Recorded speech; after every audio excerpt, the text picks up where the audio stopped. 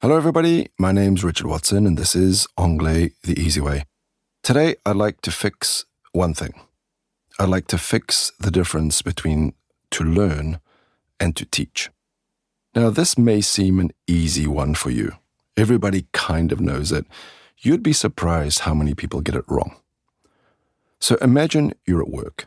You've just finished a project using a new piece of software. That's right, a piece of software. We don't have a software, we have a piece of software. It's uncountable. And you want to offer your help to a colleague. And you tell them, don't worry, I can learn you how to use it. Now stop right there. Your logical brain is perfect. If I sat down with a coffee and asked, are you sure you can learn someone something? You'd say, no, of course you can't. I'd teach them. But the French word, apprendre, is so deep in your French DNA that in the heat of conversation, it often acts like a magnet and it pulls your mouth the wrong way before you can think about it. In French, that word works both ways.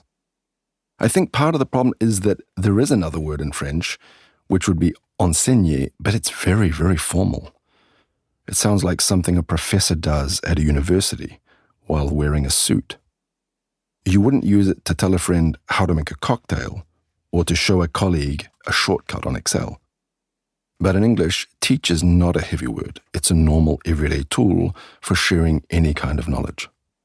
Now, there's a special danger zone that French speakers often don't realize about this word. It's kind of funny, but in English, using learn instead of teach is a very specific marker of low education. You'll hear it in old movies where a gangster would say, I'll learn you to keep your mouth shut. When you say, I'll learn you, you aren't just making a French mistake. You're accidentally sounding like a cinema villain or someone who hasn't spent any time at school. In a professional setting, that's a sound you want to avoid. In English, we're obsessed with the direction of the information. Learn is when you are the destination. You're receiving. Teach is when you're the source. You're moving the knowledge towards someone else. Now, before we look at the examples, just a quick note on the spelling. You might see the past tense of learn written as learnt with a T, an irregular verb, or learned with an ED. As an English speaker from England, I would say learnt. It's an irregular verb. But in the US, they prefer learned, regular verb. Quite logical, quite simple. They do it with a few verbs. Both are correct. Don't be distracted by it. Just focus on the direction. To make it a bit more interesting for you, we're going to look at some advanced structures where we use these words. I'm talking about modals and perfect tenses and things like that. If these feel a bit heavy or complex, don't stress. You don't need to be 100% comfortable with these tenses yet, but just listening to them and repeating them is what will bring the comfort along. Think of it as ear training. Listen to the direction and then repeat the sentence. So let's start with the source, where the knowledge is moving out from you. I should have taught them this process months ago. Don't hesitate to pause and repeat, or repeat really fast if you can. He might have taught that class, I'm not sure. I've been teaching design since 2010. This method has been taught for years. By next year, I will have been teaching for a decade. So these are hard tenses. I've done it on purpose. If I say I learn, I teach, it's too easy for you. Let's look at the receiver one where the knowledge is moving into you. I could have learned much faster if I had the right tools.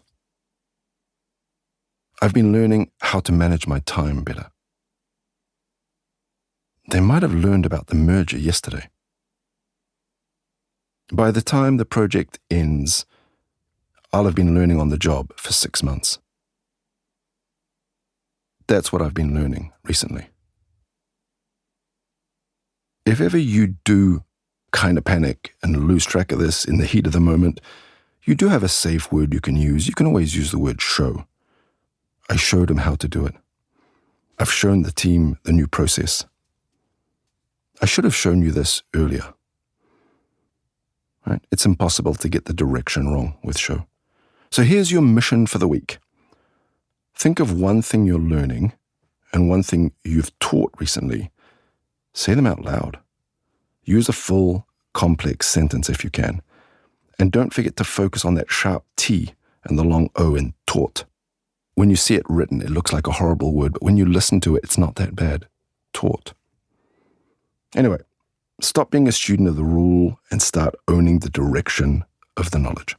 That's enough for this week. I'll catch you next time. Don't forget to subscribe.